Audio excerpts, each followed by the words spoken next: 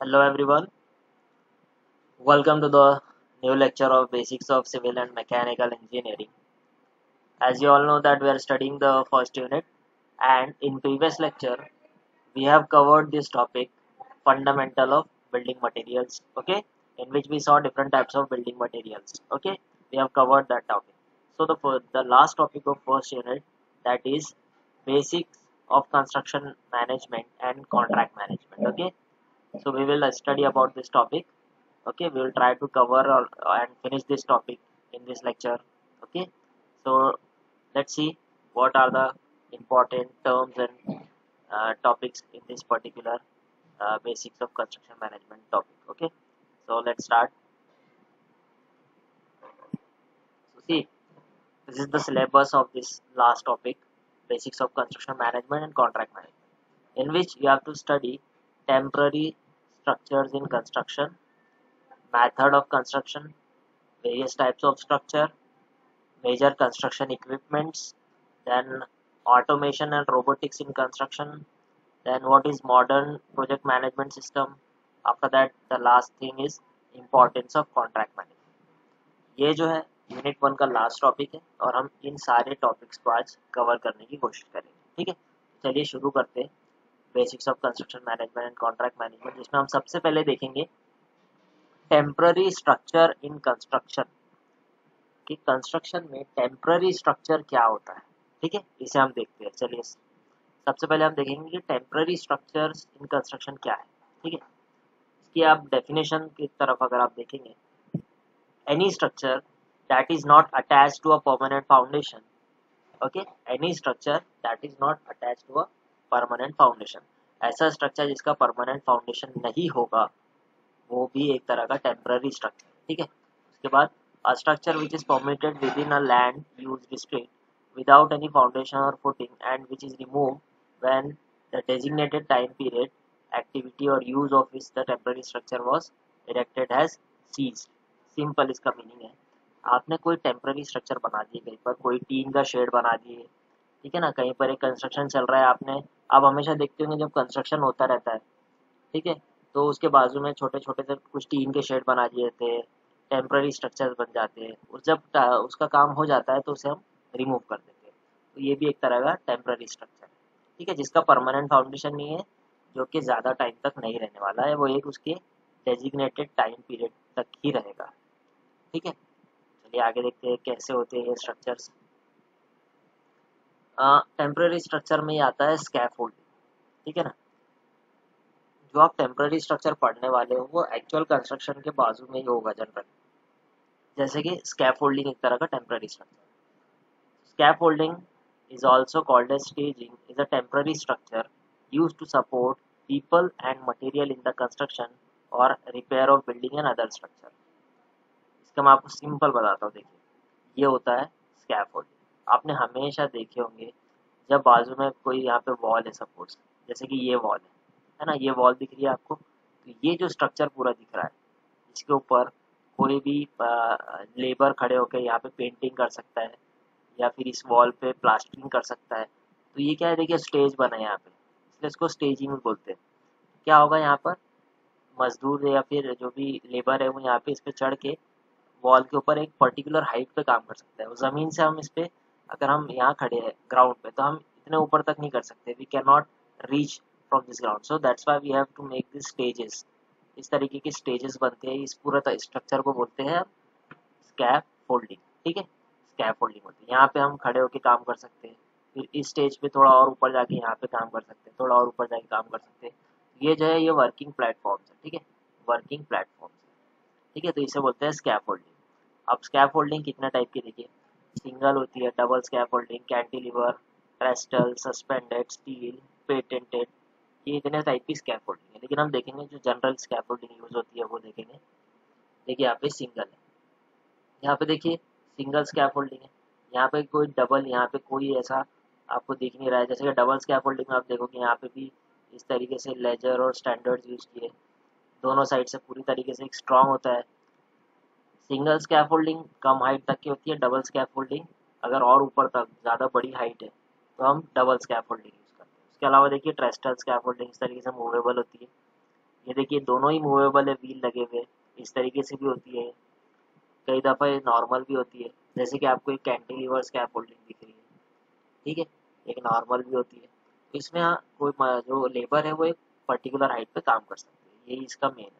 अब ये जो स्ट्रक्चर है ये तो परमानेंट बिल्कुल नहीं है, जैसे ही इस वॉल की फिनिशिंग हो गई, आपका काम हो गया, आप इसको रिमूव कर दोगे, इसलिए एक तरह का टेम्पररी स्ट्रक्चर है।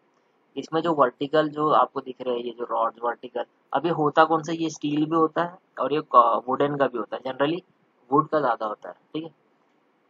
ये जो वर्टिकल दिख रहा है दैट इज कॉल्ड स्टैंडर्ड, ठीक है ना, जो इस तरीके से हॉरिजॉन्टल है इससे बोला जाता है फुट लॉक, ठीक है, फुट लॉक बोला जाता है, ठीक है। और ये एक और तरह का स्ट्रक्चर है, ठीक है ना, ये इसको हम बाद में देखेंगे, ठीक है ना, इसे रैकिंग बोला जाता है, हम इसको बाद में भी देखेंगे। ये रैकर्स होता है जो इसको सपोर्ट कर रहा है, किसको, स्कैफोल्डिंग को सपोर्ट कर रहा है, ये भी एक तरह का टेम्पररी स्ट्रक्चर है, ठीक है। अब आगे देखते हैं, उसके बाद ये देखिए सस्पेंडेड, इस तरीके से है जो हवा में है, इस तरीके से सस्पेंडेड, और स्टील का होता है तो स्टील का, फिर उसकी तरफ बाद हम इस तरह का भी बना देते हैं, ठीक है, पेटेंटेड, इसमें स्टेयर केस भी बनती है, स्टील का होता है ये पूरा, ये ये आपको रेडीमेड अवेलेबल होता है, बना हुआ होता है, वहाँ से आपको लाना है यहाँ पे अगर काम करना है, ये मूवेबल होता है सब, ठीक है। उसके बाद देखेंगे हम ब्रेसिंग क्या होता है। ब्रेसिंग में देखिए क्या होता है, this method is use for supporting the side of bench excavated in firmly soil when the depth of excavation does not exceed 2 meters. The method consists of placing vertical sheets called sheathing or poling boards opposite each other against the two walls of trench and holding them in position by one or two rows of strut. इसको इतना समझने की इतना इसमें उसकी ज़रूरत नहीं है, सिंपल मैं आपको बताता हूँ। जैसे कि कोई एक्सकेवेशन होता है, आप फाउंडेशन के लिए यहाँ पे एक्सकेवेट किए, देखिए नॉर्मल ग्राउंड है, फिर आपने इतना एक्सकेवेट किया, अब क्या होगा, अगर ये ग्राउंड सॉफ्ट है तो ये क्या होगा, ये जो एक्सकेवेटेड जो सॉइल है ये क्या होगा, नीचे गिरते जाएगी, इसके ऊपर ये जो एक्सकेवेशन किया है उसके ऊपर रिटर्न आते जाएगी। तो हम क्या करते हैं, इसमें ब्रेसिंग करते हैं। ब्रेसिंग मतलब क्या होता है, वुड का इस तरीके से एक स्ट्रक्चर होता है टेम्पररी, इसमें देखिए आप इस तरीके से हम यहाँ पे भी इस तरीके से इसको अटैच कर देते हैं, एक दूसरे के अपोजिट में इस तरीके से सपोर्ट करके रखता है, इस तरीके से दिखता है। तो क्या होगा, सॉइल जो है वो डाउन नहीं होगा, यहाँ पे फॉल नहीं होगा, सॉइल को इस तरीके से रोक के रखेगा और बाकी एक्सकेवेशन चलता रहे। तो ये होता है स्टे ब्रेसिंग।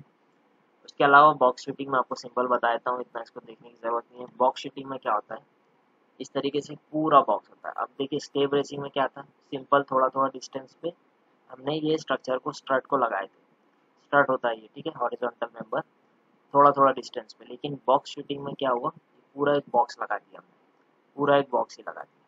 ये तब यूज़ करते हैं जब सॉइल बहुत सॉफ्ट हो और बार बार वो फॉल हो रहा है यहाँ से, ठीक है, तब इसको लगाते हैं। ये हो गया box shooting.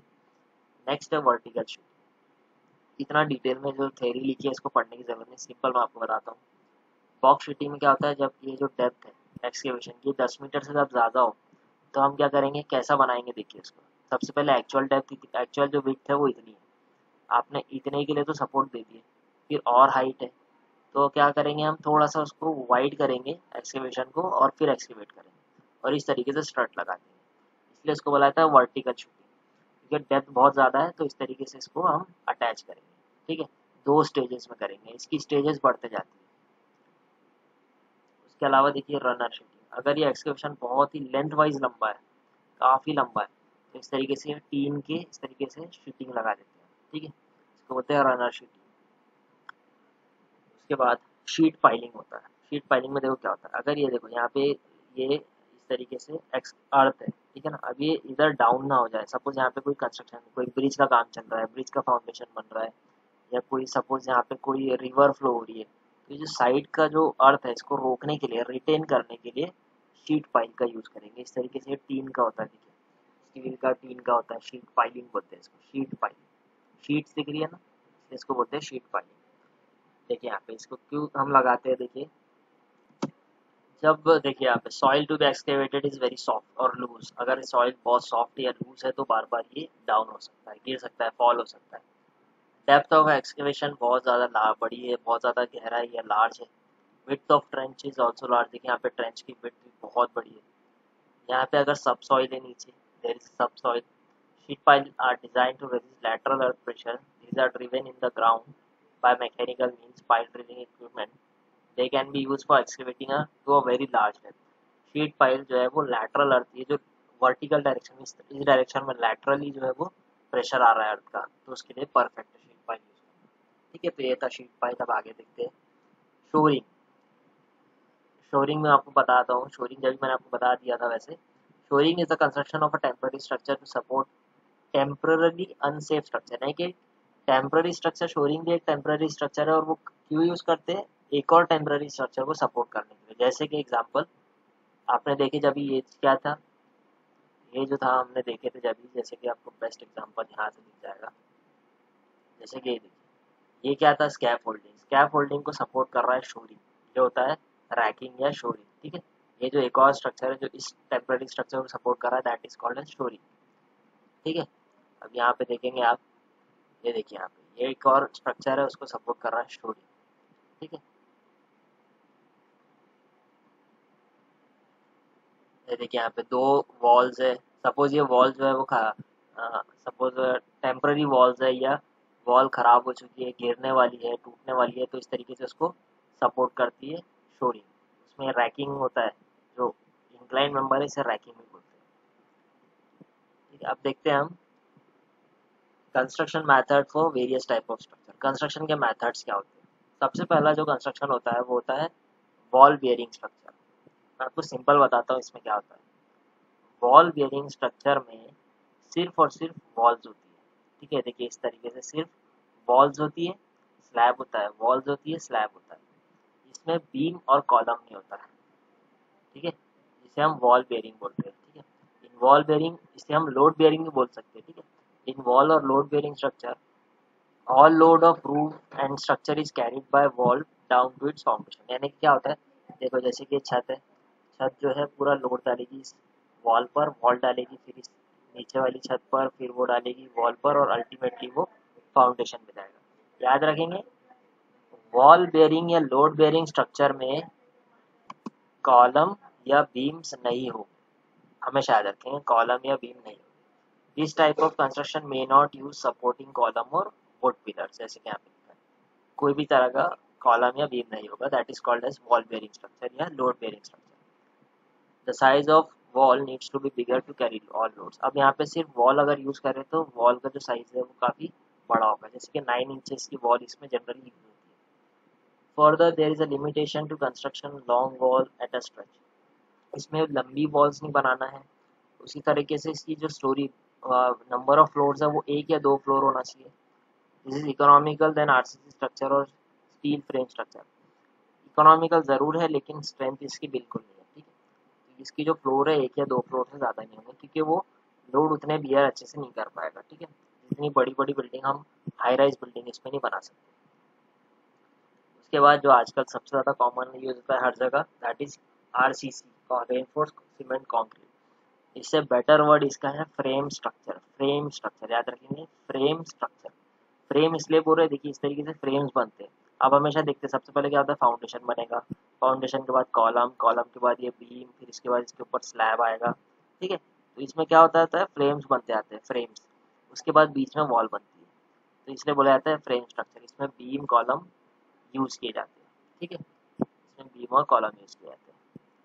In RCC structure the load is transfer from slab to beam, then beam to column, जो नॉर्मल मैंने आपको बताया, फिर कॉलम से वो फाउंडेशन में जाता है।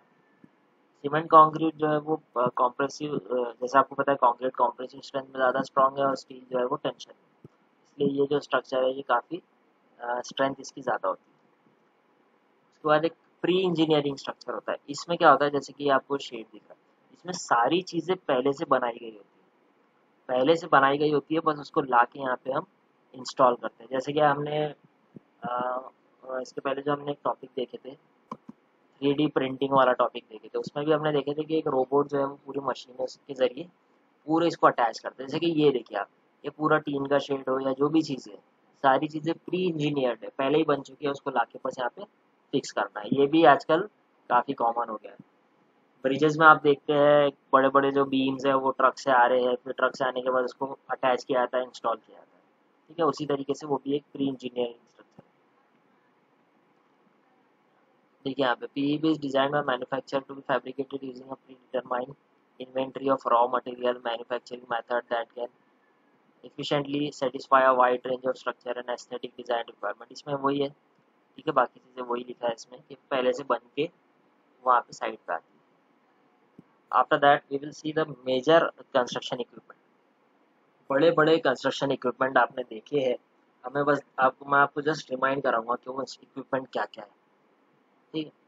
कंस्ट्रक्शन के इक्विपमेंट आप देखते होंगे, कंस्ट्रक्शन में यूज होता है एनवायरनमेंट, फाउंडेशन, स्ट्रेन गेज होता है, मैनेजमेंट यूटिलिटीज के लिए होता है स्काडा सिस्टम। आपको इतना डिटेल में नहीं पढ़ना है, इसमें सारी चीज़ों में अलग अलग इंस्ट्रूमेंट है, हमको देखना है सिर्फ कंस्ट्रक्शन में कौन से इक्विपमेंट यूज होता है, बाकी हमको नहीं देखना है, ठीक है। कंस्ट्रक्शन में देखिए 3 तरह के इक्विपमेंट यूज होते हैं। पहला है कॉम्पैक्टिंग इक्विपमेंट, उसके बाद है एक्सकेवेटिंग, उसके बाद है नॉन डिस्ट्रक्टिव। कॉम्पैक्ट करने के लिए, ठीक है, एक्सकेवेट करने के लिए फिर एक NDT यानी कि नॉन डिस्ट्रक्टिव टेस्टिंग होती है। सबसे पहले देखेंगे कॉम्पैक्शन क्या होता है या कॉम्पैक्टिंग क्या होता है। कॉम्पैक्शन इक्विपमेंट क्या होता है उससे पहले हम समझेंगे कॉम्पैक्शन क्या होता है, ठीक है। A simple ground improvement technique where the soil is densified through external compressive effort. अब इसमें क्या होता है देखिए, जब आपको एग्जांपल के जरिए अगर बताऊँ, ठीक है, जैसे कि ये ग्राउंड लेवल आपका एक हो गया, ठीक है। अब यहाँ पर, ठीक है, अब जैसे कि यहाँ पे मैं बनाऊँ तो बेटर है, इसे मैं डिलीट कर देता हूँ। जैसे कि ये ग्राउंड लेवल है और यहीं से सॉइल के पार्टिकल है। अब क्या होगा, ये ग्राउंड लेवल हो गया है, सॉइल के पार्टिकल आप देख रहे हो, पार्टिकल के बीच में गैप दिख रही है आपको, है ना, ये गैप दिख रही है, इसका मतलब सॉइल प्रॉपरली कॉम्पैक्टेड नहीं है। तो ऐसे केस में क्या करेंगे हम, ठीक है ना, जैसे कि बेटर एग्जांपल यहाँ पे लेते हैं हम इसे, जैसे कि ये ग्राउंड लेवल हो गया और ये नीचे देखिए यहाँ पर ये सॉइल के पार्टिकल से गैप देखिए, बहुत ज़्यादा गैप है इसमें, ठीक है। पार्टिकल के बीच में एयर है, इसका मतलब गैप है, मतलब वहाँ पे एयर से भरी हुई है गैप, या तो पानी होगा बीच में या एयर होगा, बट ज़्यादातर यहाँ पे एयर होती है बीच में। इस केस में क्या होता है, यहाँ पे ज़मीन के ऊपर हम क्या करेंगे, कॉम्पैक्शन करेंगे यहाँ पे। अब ये कॉम्पैक्शन क्या होगा, या फिर ये रोलर के ज़रिए भी हो सकता है, ये रोलर, रोड रोलर इसके ऊपर चलाया जाए, ये इसके अलावा आपने हमेशा देखे हो एक तरह का अ, इस तरीके से,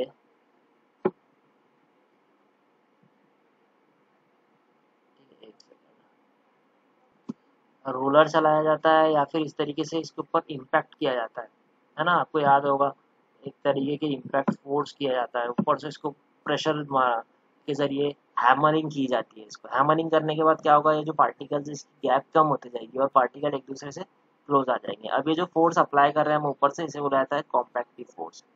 जब हम कॉम्पैक्टिव फोर्स अप्लाई करेंगे तो हमको इस तरीके से रिजल्ट मिलेगा, पार्टिकल एक दूसरे के क्लोज आ जाएंगे। जब पार्टिकल क्लोज आ जाएंगे यानी कि कॉम्पैक्शन हो जाएगा, यानी कि ये जो अंडरग्राउंड स्ट्रक्चर है, ये जो अंडरग्राउंड सॉइल का स्ट्रक्चर है, ये पहले वीक था क्योंकि बीच में गैप थी, लेकिन जब गैप कम हो गई तो एक तरह का स्ट्रॉन्ग स्ट्रक्चर बन गया। तो ये होता है कॉम्पैक्शन फोर्स का कमाल, ठीक है। तो ये होता है कॉम्पैक्शन। देखिए यहाँ पे जैसे मैं आपको बताया, देखो ये कॉम्पैक्शन इक्विपमेंट है, इस तरीके से हैमर के जरिए इसको नीचे प्रेशराइज किया जाता है। ये एक पूरा एक्सपेरिमेंट होता है, लैब कॉम्पैक्शन इक्विपमेंट है, ठीक है। इसके अलावा देखिए आप इसको भी कॉम्पैक्ट किया जाएगा, ये देखो ये कॉम्पैक्शन इक्विपमेंट है। जब भी रोड बनता है आप हमेशा देखते हो लेयर के बाद रोड रोलर चलाया जाता है, क्यों, क्योंकि उसको कॉम्पैक्ट करना है, ठीक है, कॉम्पैक्शन के लिए इसका यूज़ किया जाता है। स्मूथ व्हील रोलर है, फिर इसके बाद न्यूमेटिक रोलर है, ठीक है, ठीक है ना। न्यूमेटिक रोलर जो है वो रबर टायर रोलर है, इसको क्यों यूज़ करते हैं, कॉम्पैक्ट करने के लिए, सॉइल को कॉम्पैक्ट करने के लिए, ठीक है। ये देखो इस तरीके से ये शी फूड रोलर है, ये आपने भी बहुत बार देखे होंगे, ये भी कॉम्पैक्शन के लिए यूज़ किया जाता है, ठीक है। इस तरीके से एक टैम्पिंग फूड रोलर होता है, ये भी कॉम्पैक्शन के लिए यूज़ किया जाता है। सिल्ट या क्ले के लिए बेटर है इसका यूज़ करना, जब क्ले हो नीचे तो इसका यूज़ किया जाता है, ठीक है। ये बड़े बड़े देखिए ग्रिड पैटर्न का ये इतना बड़ा वाला रोड रोलर है, ठीक है ना। इसको कब यूज़ करते हैं, जब क्रस्ट या इम्पैक्टेड सॉइल हो, ग्रेवल हो, सैंड हो, तब इसका यूज़ करते हैं। इतने सारे इक्विपमेंट है, ठीक है। उसके बाद देखिए डायनामिक कॉम्पैक्शन होता है, इसमें क्या होता है, अंडरग्राउंड जाके कॉम्पैक्ट किया जाता है।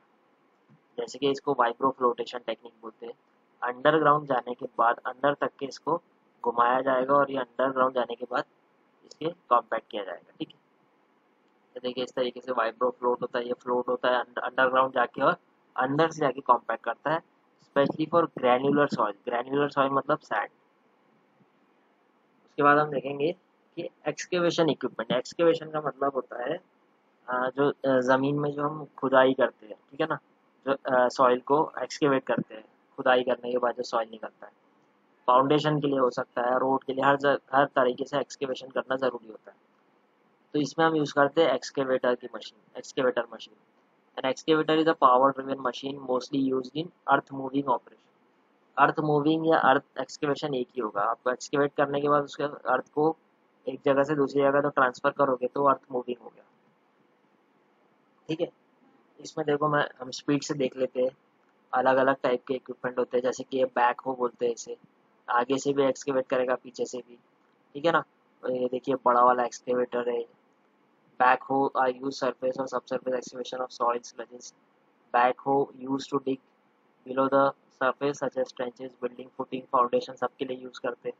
उसके बाद एक्सकेवेटर भी बड़े बड़े, एक तरह का लार्ज बैक हो, एक तरह की सेम ही मशीन है सारी, बस इनके फंक्शंस थोड़े थोड़े से अलग है। ठीक है, एक्सकेवेटर भी बड़े बड़े जो डीप जाने के लिए हम इसका यूज़ करते हैं एक्सकेवेटर का। ठीक है, ये देखिए फ्रंट एंड लोडर होता है, इसमें एक्सकेवेट भी करता है और इसे लोड करके ट्रांसफर भी करता है। ठीक है, the front end loader can be equipped to operate a loader, dozer, scraper, back hoe, crane, auger और स्वीपर। ठीक है ना, ये सारी मशीन ऑलमोस्ट सेम फंक्शन ही करती है। ठीक है, ये देखिए डोजर होता है। डोजर मतलब जो सॉइल को ढकेलता है। ठीक है, क्रॉल करके सॉइल को एक जगह से पुश करता है, सॉइल को एक जगह से दूसरी जगह जाने के लिए, तो ये डोजर होता है। ठीक है, अब आगे देखते हैं हम एनडीटी, नॉन डिस्ट्रक्टिव टेस्टिंग। ठीक है, नॉन डिस्ट्रक्टिव टेस्टिंग मतलब जिसमें हम कोई भी डिस्ट्रक्शन नहीं करेंगे लेकिन उसकी टेस्टिंग कर लेंगे। जैसे कि कोई भी वॉल है, आपकी घर की वॉल है, आप बिना उसको डिस्ट्रक्ट किए उसमें से आपकी खीला हथौड़ी लेके कोई मटेरियल अंदर से आप नहीं निकालोगे। आप सिंपल जैसा दिख रहा है वैसी स्ट्रक्चर में सिर्फ एक मशीन को यूज़ करके उसकी स्ट्रेंथ निकाल सकते हो वॉल की। कैसे हम देखेंगे। Non-destructive testing of a building means analyzing the condition of building after construction or of an existing construction। जैसे कि आपको अभी घर की कोई बिल्डिंग है जो बन चुका है स्ट्रक्चर, उसकी स्ट्रेंथ निकालना है, तो हम एनडीटी का यूज़ करेंगे। Usually use for old building for the repair and maintenance work. पुरानी जो बिल्डिंगों के लिए रिपेयर या मेंटेनेंस के लिए खास तौर पे एनडीटी का यूज़ किया जाता है। इसमें देखिए क्या क्या यूज होता है। शिमिट हैमर होता है, अल्ट्रासोनिक पल्स वेलोसिटी होता है, कार्बोनेशन डेप्थ मेजरमेंट होता है, एक परमिएबिलिटी टेस्ट होता है, पेनेट्रेशन और विंडसोर प्रोब टेस्ट होता है, इंफ्रारेड थर्मोग्राफी होता है। इतने सारे टेस्ट होते हैं, लेकिन सबसे जो कॉमन है स्टार्टिंग के दो है, शिमिट हैमर जिसे हम रिबाउंड हैमर बोलते हैं, एक अल्ट्रासोनिक पल्स वेलोसिटी। ये दो टेस्ट के बारे में हम पढ़ेंगे जो कि मैक्सिमम यूज होता है। देखिए शिमिट हैमर में क्या होता है। ये जो शिमिट हैमर है utilizes an internal spring and rod to strike the concrete with a calibrated force. इसके अंदर में ना स्प्रिंग का अटैचमेंट होता है, स्प्रिंग का अटैचमेंट है। और आप इसके ऊपर देख रहे हो एक तरह का ग्राफ दिख रहा है आपको, है ना, और यहाँ पे एक स्केल है। इस स्केल के ऊपर एक छोटा सा एक पॉइंट है। जब हम ये जो नीडल है इसको इस तरीके से सरफेस के अगेंस्ट में अटैच करते हैं, अटैच करने के बाद हम इसको लॉक कर देंगे। जितना ताकत से हम अटैच करेंगे जब तक निडल अंदर जाएगी और एक वक्त के बाद निडल अंदर नहीं जाएगी। ठीक है, जैसे ही जिस पॉइंट पे निडल रुक गई उस पॉइंट पे हम इसको लॉक करेंगे और इसके ऊपर रीडिंग चेक करेंगे। ये दिखाता है हार्डनेस, कितना सरफेस हार्ड है या कितना स्ट्रांग है। और उसकी जो स्केल है जिस पॉइंट पर वो आएगा उस पॉइंट को यूज़ करके ग्राफ में डाल के हम वैल्यू निकाल लेंगे स्ट्रेंथ। ठीक है, तो इसमें क्या होगा, इसका जो वेट है 1.8 kg है। लैब और फील्ड दोनों में यूज़ करता है, इजी टू यूज़ है, रिजल्ट वेरी हो सकते हैं। ठीक है, this is use for determining the hardness of surface. ये वॉल के अगेंस्ट में हो सकता है, फ्लोर के अगेंस्ट में हो सकता है। ठीक है, उसके बाद देखिए डिजिटल शिमिट हैमर भी होता है। इसमें बस आपको निडल को दीवार जो वॉल है उसके अगेंस्ट में अटैच करना है और आपको रिजल्ट मिल जाएगा इसके। ठीक है, उसके अलावा एक अल्ट्रासोनिक पल्स वेलोसिटी मेथड होता है, बड़ा इंटरेस्टिंग मेथड है। इसमें क्या होता है देखिए, जैसे कि बीम दिख रहा है, इस बीम के अंदर में क्रैक्स है या कितना डेंस स्ट्रक्चर है, उसको निकालने के लिए हम अल्ट्रासोनिक पल्स वेलोसिटी मेथड का यूज़ करेंगे। इसमें क्या होगा, इसमें हम क्या करेंगे, मेजर करेंगे travel time of ultrasonic pulse को रिलेट टू कॉम्प्रेसिव स्ट्रेंथ। इस तरीके से पूरा इक्विपमेंट का सेटअप है। इसमें क्या करेंगे, हम 2 पॉइंट पे एक सेंटर लगाएंगे, एक रिसीवर लगाएंगे। यहाँ से क्या होगा, पल्स जो है सेंड होगी, सेंड होने के बाद यहाँ पर रिसीव होगी। अब ठीक है, अब हमको तो इसका डिस्टेंस पता ही है आपस में, डिस्टेंस और इसके बाद इसकी हम पल्स कितनी स्पीड से वहाँ गई, ठीक है, कितनी स्पीड से वहाँ गई। अगर बहुत टाइम लग रहा है पल्स को पहुँचने को, इसका मतलब यहाँ पे क्रैक स्पॉट। अगर स्पीड से पल्स पहुँची, मतलब this is a dense structure. इस तरीके से इसका एनालिसिस होता है, ठीक है।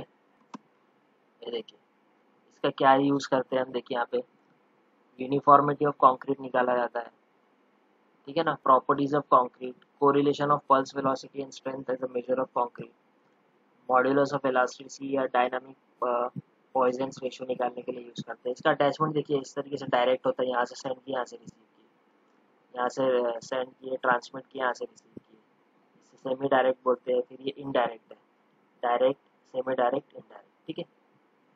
ये देखिए इक्विपमेंट इस तरीके से रिसीवर और सेंडर दिखता है, इस तरीके से पल्स वेलोसिटी ट्रैवल करती है, ठीक है, ट्रैवल करती है। और कितने क्रैक्स है या जो भी चीज़ है उसमें हम अंदाज़ा लगा सकते हैं, पता लगा सकते हैं, ठीक है।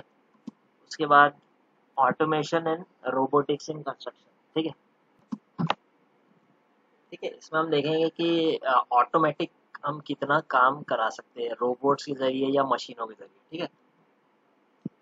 सबसे पहले ऑटोमेशन क्या है, automation involves a mechanical device that can imitate the action of people और एनिमल। जो कोई लेबर काम करेगा या कोई एनिमल काम करेगा, उसमें अगर हम मैकेनिकल डिवाइस से अगर वो काम करवाए तो उसे बोलेंगे हम ऑटोमेशन। जैसे कि कोई चीज़ को, कोई सीमेंट बैग को आपको एक जगह से दूसरी जगह ट्रांसफ़र करना है, अभी आप हम लेबर के ज़रिए भी कर सकते हैं, कोई एनिमल की मदद से भी कर सकते हैं। लेकिन अगर यही काम एक मशीन करेगी, मैकेनिकल डिवाइस करेगा, तो उसे हम बोलेंगे ऑटोमेशन, ठीक है। Robotics involves the design, construction and operation of a robot. Robotics का मतलब जो इलेक्ट्रॉनिक्स या कंप्यूटर साइंस में होता है, ये डिज़ाइन, कंस्ट्रक्शन और ऑपरेशन है एक रोबोट का, उसे हम रोबोटिक्स बोलते हैं। और रोबोट क्या है, robot is a machine that performs complicated task and is guided by automatic control. Robot क्या है, एक मशीन है जो कि कॉम्प्लिकेटेड जो टास्क है उसको परफॉर्म करेगा। कंट्रोल कौन करेगा, उसे ह्यूमन ही कंट्रोल करेंगे, कमांड देंगे, ठीक है। First generation robot were designed to perform factory work, ठीक है ना। Such robot perform simple task that were dangerous और अनप्लीजेंट फॉर पीपल। जैसे कि कोई फायर जोन में काम करना है या ऐसी जगह काम करना है जहाँ पे रिस्क ज़्यादा है मटेरियल का, तो वहाँ पे मटेरियल ट्रांसफ़र करने के लिए इस तरीके के लिए रोबोट का यूज़ किया जाता है, ठीक है। Robots were use to weld, spray paint, move heavy object, handle hot material. Welding करने के लिए, स्प्रे पेंटिंग करने के लिए, बड़े हैवी ऑब्जेक्ट को एक जगह से दूसरी जगह ट्रांसफ़र करने के लिए रोबोट्स का यूज़ किया जाता है। आपको पता ही है रोबोट्स क्या है, ठीक है। अब देखिए कंस्ट्रक्शन में क्या यूज़ होता था इसका। जैसे कि ये देखिए फायर प्रूफिंग स्प्रे रोबोट, इस तरीके से क्या होगा, इसमें हम इसको अटैच कर देंगे और ऑटोमेटिक कमांड देने के बाद ये पूरी तरीके से स्प्रे करेगा रोबोट, ठीक है। सिमिलरली जैसे कि सीलिंग मतलब आपकी छत होती है घर की, सीलिंग पैनल पोजिशनिंग, इसमें देखिए सीलिंग के पैनल्स है। अब अगर आपको मजदूर लाओगे तो यहाँ पे प्लेटफॉर्म बनाना पड़ेगा, मजदूर इसको यूज़ करेगा। इसमें क्या है, देखो ये पूरी मशीन है, मशीन के ज़रिए पैनल रूफ के ऊपर अटैच हो रहे हैं एक के बाद एक, एक के बाद एक। ये हो रहा है रोबोट के ज़रिए, ये मशीन के ज़रिए। Similarly steel beam positioning manipulator, जैसे कि स्टील स्ट्रक्चर है, वहाँ पे स्टील बीम को अटैच करना है, फिक्स करना है, तो ये स्टील बीम मशीन का यूज़ करेगा। उसके बाद एक वॉल फिनिशिंग रोबोट भी होता है। देखिए ये जो भी मशीन है, इनका कॉस्ट भी बहुत होता है ऑपरेटिंग, तो जो ये कॉस्ट बियर कर सकते हैं वही लोग इसका यूज़ करते हैं। नॉर्मली हमारे जैसे हमारी कंट्री में आप देखोगे तो इतना ज़्यादा इसका यूज़ नहीं होता। एक वॉल फिनिशिंग होता है, पूरी तरीके से वॉल को फिनिशिंग देने के लिए भी एक रोबोट का यूज़ किया जाता है। सेमी ऑटोमेशन, जैसे कि साइट पे ये व्हीकल घूमते रहेगा, चेक करते रहेगा। उसके बाद एक कंक्रीट क्रशर, एक तरह की मशीन है। देखिए यहाँ पे कोई भी इसको कमांड नहीं दे रहा है, यहाँ पे एक रोबोट ही है पूरी तरीके से। यहाँ पे कोई कैबिन नहीं है, कोई बैठा नहीं है, इसमें हमने कमांड डाल दी है, ये पूरे स्ट्रक्चर को अभी क्रश कर देगा, ठीक ब्लास्टिंग के लिए यूज़ किया जाता है रोबोट। सीमेंट इंडस्ट्री में भी रोबोट का यूज़ किया जाता है मटेरियल ट्रांसफ़र करने के लिए। ठीक है ना, ये देखो यहाँ पे कोई भी यहाँ पे कैबिन नहीं है, कुछ नहीं है। ये तो कहने का मतलब ये है कि जो रोबोट्स है या ऑटोमेशन है वो भी कंस्ट्रक्शन में काफ़ी ज़्यादा यूज़ किया जाता था, अभी भी जाता है, अभी तो और ज़्यादा एडवांस लेवल पे यूज़ किया जाता है। उसके बाद देखो रोड्स में क्या होता है, देखो यहाँ पे कंक्रीट हॉरिजॉन्टल डिस्ट्रीब्यूटर है, देखो यहाँ पे स्टील मटेरियल को फिक्स करने के लिए रोबोट का यूज़ किया जाता है। फ्लोर फिनिशिंग के लिए आपने देखे होंगे फ्लोर को फिनिश करने की मशीन होती है जो कि जनरली लेबर ऑपरेट करते हैं, लेकिन लेबर के अलावा भी रोबोट भी इसे ऑपरेट करके फिनिशिंग कर सकता है। ठीक है, इसे कंक्रीट फ्लोर फिनिशिंग बोलते हैं। Next is project modern project management system. ठीक है, इसे देख लेते हैं। देखिए प्रोजेक्ट मैनेजमेंट नाम से इंडिकेट हो रहा है मैनेज करना प्रोजेक्ट को। ठीक है, प्रोजेक्ट मैनेजमेंट जो टेक्निक है ये एक्चुअली एक पूरा फुल कोर्स होता है एमटेक में। आप एक इसमें एमटेक भी कर सकते हो, मास्टर ऑफ टेक्निकल या मास्टर ऑफ इंजीनियरिंग होता है project management. Project management 8 semester में सिविल में, सॉरी 7 सेमेस्टर में पूरा एक पूरा सब्जेक्ट है इसका। ठीक है ना, इसमें कंस्ट्रक्शन एक्टिविटी को मैनेज किया जाता है, जैसे कि लेबर्स को अरेंज करना, टूल्स को अरेंज करना, मटेरियल को अरेंजमेंट करना। इसके अलावा कौन सा काम पहले होगा, कौन सा काम बाद में होगा, पहले एक्सकेवेशन होगा, उसके साथ साथ में कौन सा हम काम कर सकते हैं, पूरी एक्टिविटी कंस्ट्रक्शन की इसमें मैनेज करते हैं। ठीक है, इसे बोला जाता है प्रोजेक्ट मैनेजमेंट। ठीक है, project management is the application of knowledge, skill, tools and techniques to a project activities in order to meet or exceed stakeholders' need and expectation from a project। Stakeholder या stakeholder का मतलब है जो कि client है, जिसका घर बन रहा है या जो बिल्डिंग जिसके जो भी ओनर है, उसकी एक्सपेक्टेशन पर आप प्रॉपरली खरे उतरे, उसके लिए हमको प्रोजेक्ट मैनेजमेंट का सहारा लेना पड़ेगा। अदरवाइज अगर आप बिना कोई मैनेजमेंट के काम करोगे तो कंस्ट्रक्शन में डिले होगा, काम भी प्रॉपर नहीं होगा। ठीक है, need of balancing competing demand among scope, time, cost, quality, stakeholder with different needs and expectation and identify needs and unidentified requirement expectation। हमें हर चीज़ को इसमें प्रॉपरली कवर करना है। ठीक है, देखिए स्टेजेस प्रोजेक्ट की क्या होती है, थिंकिंग, प्लान करना, शेड्यूल करना, कौन सी चीज़ पहले होगी क्या होगी, उस चीज़ को पूरा डेटा कलेक्ट करना, status updating through network and giving early warnings, फिर इसके बाद सक्सेसफुली कंप्लीशन, ये स्टेजेस होती है। ठीक है, अब एक प्रोजेक्ट मैनेजर, हर साइट पे प्रोजेक्ट मैनेजर होता है बड़ी बड़ी कंस्ट्रक्शन साइट पर, जो कि पूरे कंस्ट्रक्शन के प्रोजेक्ट को मैनेज करता है। ठीक है, इसमें क्या होता है, सबसे पहले उसकी रिस्पॉन्सिबिलिटी क्या है, planning thoroughly through the all the aspect of project, उसे पूरी तरीके से प्लान करना है। उसके बाद उसको controlling the manpower of organization, मजदूर है, लेबर्स है, उन्हें कंट्रोल करना, उनका रिक्रूटमेंट करना, उनको पैसे देना, सारी चीज़ें इसमें आती है। Optimize the technical versus cost trade-offs in specific areas where optimization is required। सबसे इम्पोर्टेंट कॉस्ट की कटिंग करने की कोशिश करना, ऑप्टिमाइज करना कॉस्ट को, कम से कम में काम हो जाए।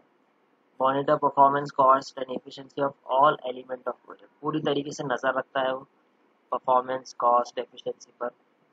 Completing the project on schedule and with in cost, सबसे इम्पोर्टेंट प्रोजेक्ट मैनेजमेंट का काम है समय के पहले का, टाइम के पहले ही प्रोजेक्ट को कंप्लीट करना और कम से कम कॉस्ट में करना। ठीक है, तो देखिए competencies of project management manager ही क्या होना चाहिए, प्लानिंग, कंट्रोलिंग, स्ट्रेस टॉलरेट करना, and customer orientation, personal chemistry, आपस में अच्छे से लोगों से बातचीत करना, एनालिटिकल स्किल होना चाहिए, उसके अंदर लीडरशिप क्वालिटी होना चाहिए, he should have managing performance ability, he should be sensitive towards the project.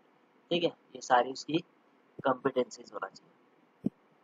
देखिए यहाँ पे सबसे पहले हमने क्या कि चार्ट के जरिए हम समझते हैं, इनिशियल फेज है मॉनिटर और कंट्रोलिंग करना, पूरी प्लानिंग करना। ठीक है, प्लानिंग के बाद उसकी एग्जीक्यूशन करना, फिर वापस से प्लानिंग, और इस तरीके से क्लोजिंग प्रोसेस होगी। ठीक है, देखिए सबसे पहले हम देखेंगे एक के बाद एक, सबसे पहले होती है प्लानिंग। प्लानिंग क्या है कि कौन पूरी तरीके से पूरे आपके वर्क को एक प्लान करके रखना।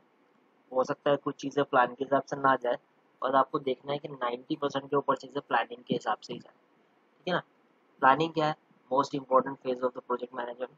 Planning is an art and science of converting a set of objectives to realization through series of steps executed in organized or predicted way so that there will be less requirement of changes in the plan later on। देखिए हर चीज़ planning क्या है? एक तरीके के convert करना अपने objectives को real चीज़ों में, ठीक है, realization through series of steps. थोड़े थोड़े से हम काम करके हम अपने गोल को अचीव करेंगे। हर चीज़ प्लान के हिसाब से नहीं चलेगी, बट मैक्सिमम चीज़ें हमारी प्लान के हिसाब से चलना चाहिए। As the old saying, plan the work, work the plan. उसके बाद शेड्यूल करना। शेड्यूलिंग में क्या होता है, मैं आपको सिंपल समझाता हूँ। आपको हर चीज़ का टाइम फिक्स करना है। जैसे कि पहले से 10वें दिन तक के हम एक्सकेवेशन करेंगे, फिर हमारा 11वें दिन से प्लिंथ लेवल का काम होना चाहिए, सॉरी प्लिंथ फाउंडेशन का काम होना चाहिए। फिर उसके बाद हमारा प्लिंथ होना चाहिए, फिर उसके बाद हमारे बीम्स बन जाना चाहिए, उसके बाद हमारा स्लैब होना चाहिए। सारी चीज़ें हम शेड्यूल करेंगे, इसको बोलते हैं शेड्यूल। उसके बाद कंट्रोलिंग। अब जो हमने प्लान किया और शेड्यूल किया उसे इम्प्लीमेंट करना कंट्रोल के जरिए, पूरी तरीके से कंट्रोल रखना है काम में, ठीक है ना। उसमें रिसोर्स, जो हमारे फाइनेंशियल इश्यूज है, मैन पावर, इक्विपमेंट, सब चीज़ों पर नज़र रखते हुए पूरे काम को कंप्लीट करवाना है। उसके बाद जब पूरा काम हो गया तो उसे क्लोजिंग करना, ठीक है ना। लास्ट फेज होता है प्रोजेक्ट का, ठीक है ना। पूरी तरीके से जब पूरा काम कंप्लीट हो चुका है तो उसे हम क्लोजिंग करेंगे।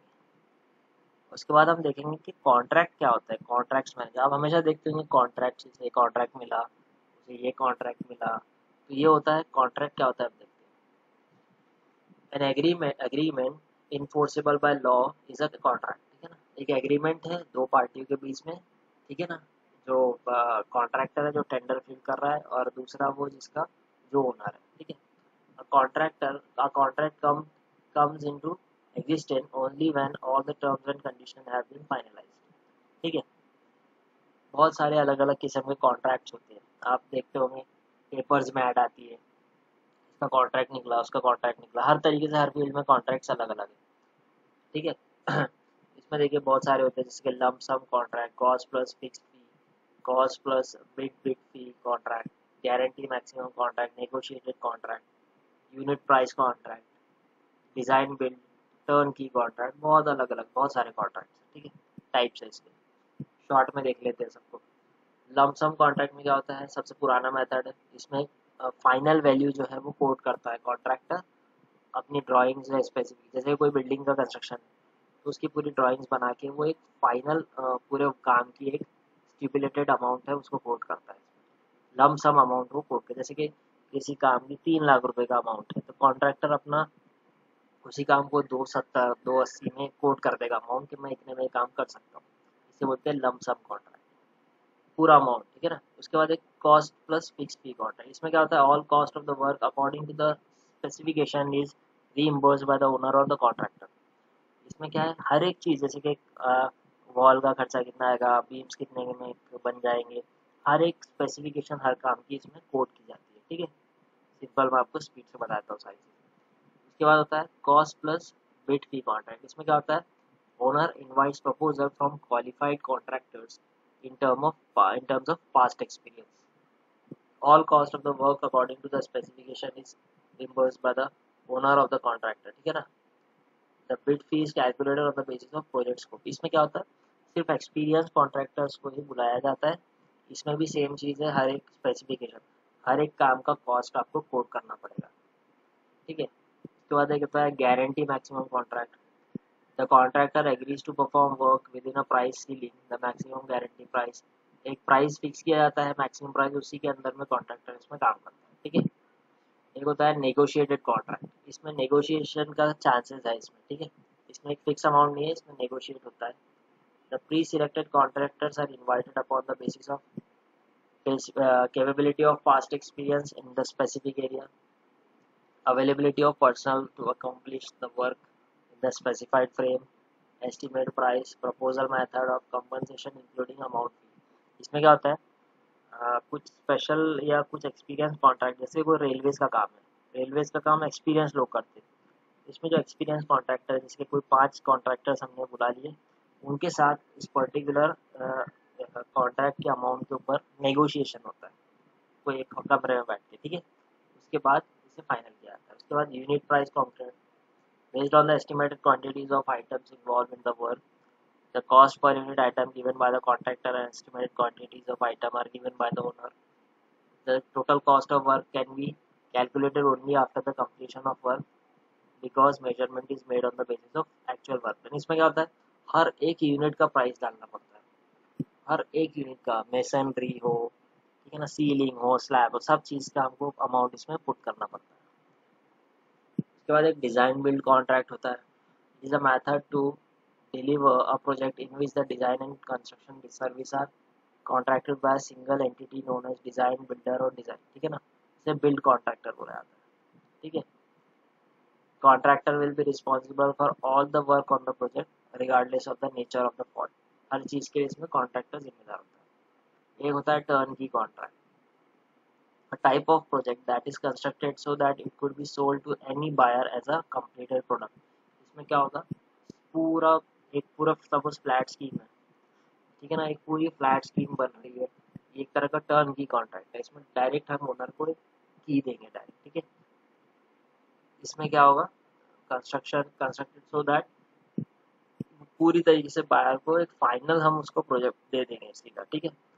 This is contrasted with a build to order where the construction builds an item to the buyer's exact specification or when an incompleted product is sold with an assumption that the buyer would complete it, ठीक है। अब इसमें देखिए construction contract documentation क्या क्या होता है। एक एग्रीमेंट होता है, जनरल कंडीशंस है, एक्स्ट्रा कंडीशंस होती है, ड्राइंग्स होती है, कोई भी बिल्डिंग हो या कोई भी चीज़, स्पेसिफिकेशन हर एक चीज़ की, सीमेंट कौन सा यूज़ करना है, ब्रिक कौन सा यूज़ करना है, सारी स्पेसिफिकेशन, ठीक है ना। Agenda issued before submittal, notice to proceed, ये सारे इसके डॉक्यूमेंटेशन, ठीक है। तो थैंक यू सो मच। ये हमने थोड़ा स्पीड से देखे कि इतना भी इम्पोर्टेंट नहीं है, आपको नॉर्मली ये चीज़ें जो सिविल वाले हैं वो आगे इसको और डिटेल में पढ़ेंगे, बाकी लोगों के लिए इतना डिटेल में जाने की ज़रूरत नहीं, ठीक है। Thank you so much. Next topic हम यूनिट 2 से स्टार्ट करेंगे नेक्स्ट लेक्चर में, okay. Thank you so much.